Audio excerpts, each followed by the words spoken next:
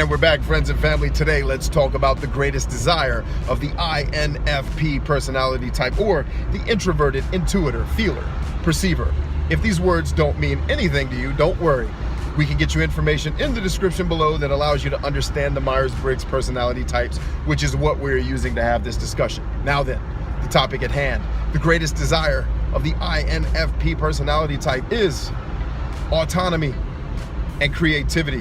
Let's break that down. INFPs tend to be loners, tend to want to do things on their own. Doesn't mean they want to be alone. In fact, they may be very close with a small group of people. But here's the challenge.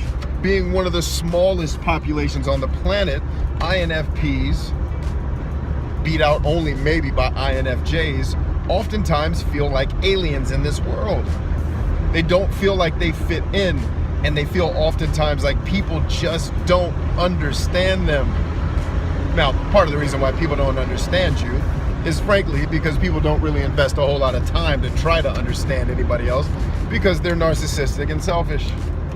But you're also a very unique personality type that's rare, and people have a tendency to look at you through their own lens. And as a person who studies people, I get it.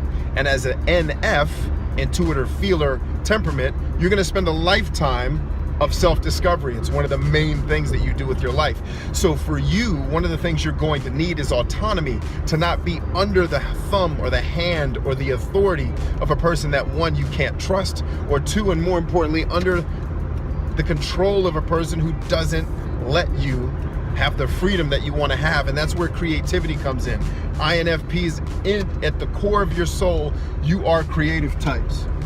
It's just what you are. You want to create, you want to write, you want to film, you want to record, you want to make music, you want to make a podcast, you want to design video games. You are at your core a creative type person. Fighting against that is a bad idea.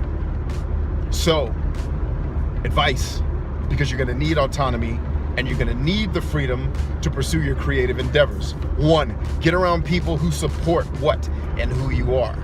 And when you do find those people, keep them in your life forever. Two, develop the necessary skills that will allow you to pursue your creativity in a way that you can sustain your life. If you have parents that don't share your personality type, oftentimes they're going to give you the speech about going to college and getting a good job. I'm telling you right now, that whole principle has been dying for the last 2 decades. Now, is going to college a bad idea? Not what I'm saying. But going and pursuing a degree that's not going to help you live a life that you're going to be happy with is a bad idea. Going and pursuing a finance degree for an INFP, chances are, not a great idea.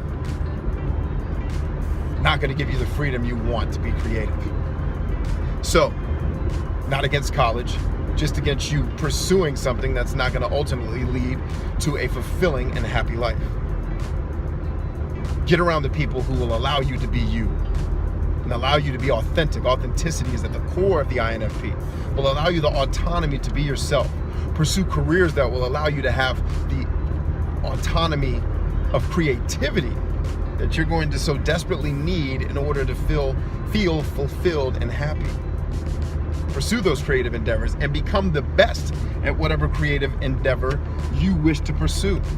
This requires you to know what you're good at so that you can pursue something you're already naturally good at, instead of having to develop a skill out of no skill, or worse, mediocrity. All right? Autonomy and creativity, the 2 greatest desires of the INFP. Set up your life such that you can have both.